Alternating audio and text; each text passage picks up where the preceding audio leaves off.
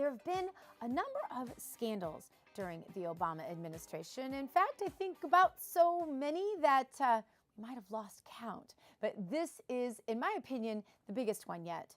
No, not the VA scandal. That's a big one. Not the IRS scandal. That's huge. Not the Bergdahl terrorist swap, even though we talked about that extensively. And I think it can do immeasurable damage. But this scandal is even bigger, and it cost many more lives. President Obama has hastily pulled our troops out of Iraq to win a political victory, but now we are on the verge of losing Iraq altogether. After all the sacrifice, all the American military deaths, all of the people coming home with lost limbs and other injuries, families split apart for years to win a war, it will all be in vain if President Obama allows Iraq to be taken by the al-Qaeda terrorists.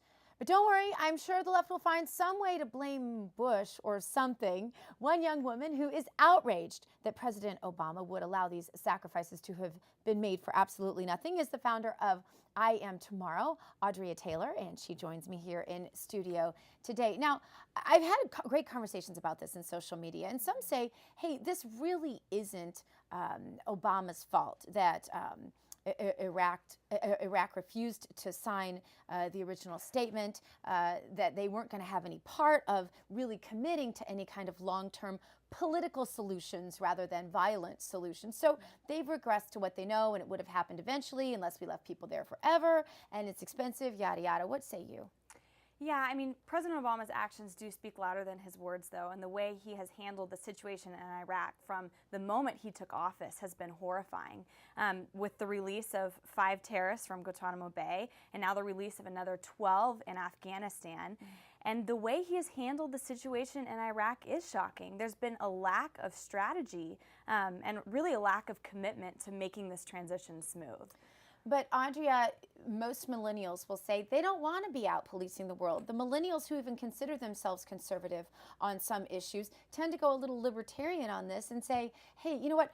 Enough money, enough lives lost. We don't want war anymore. Is war really necessary, Audrea?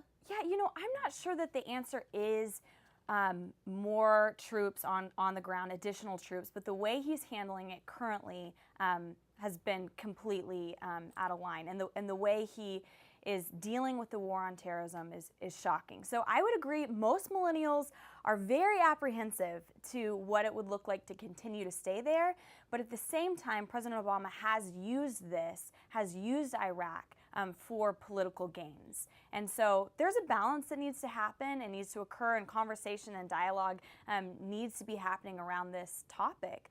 But I don't think that millennials are, when they are informed of what's happening and what President Obama is doing, I don't believe that for the majority that they're agreeing with the way he's handling the situation. Benghazi, Fast and Furious. I feel like I'm writing a hashtags list. Feeling like Michelle Obama right now. Fast and Furious, we've got the Veterans Administration scandal, the terrorist trade for Bergdahl. Now this. What is the takeaway on this for millennials? His actions speak louder than his words. We don't know what President Obama's motivations are, but we do know what his actions are. And his actions are releasing terrorists, people that our American heroes, our American soldiers have fought and sacrificed for to keep us safe and to make sure that they are in tight security, and President Obama is releasing them one after another. And that's appalling to both sides of the aisle. We saw Dianne Feinstein come out and say, this is appalling that President Obama released 5 of the world's most dangerous men without even consulting us, breaking U.S. law. So when we have a president that's making decisions like that again and again, breaking U.S. law, not consulting Congress, and going against the interests of U.S. security, it's appalling and shocking. Yeah, especially for people that are your age that have to make decisions about going into the military. Definitely. Their friends will be going into the military, and not to mention the future that you have to engage in. So thank you so much for being with us. At Audrea Taylor, at Audrea_Taylor on Twitter.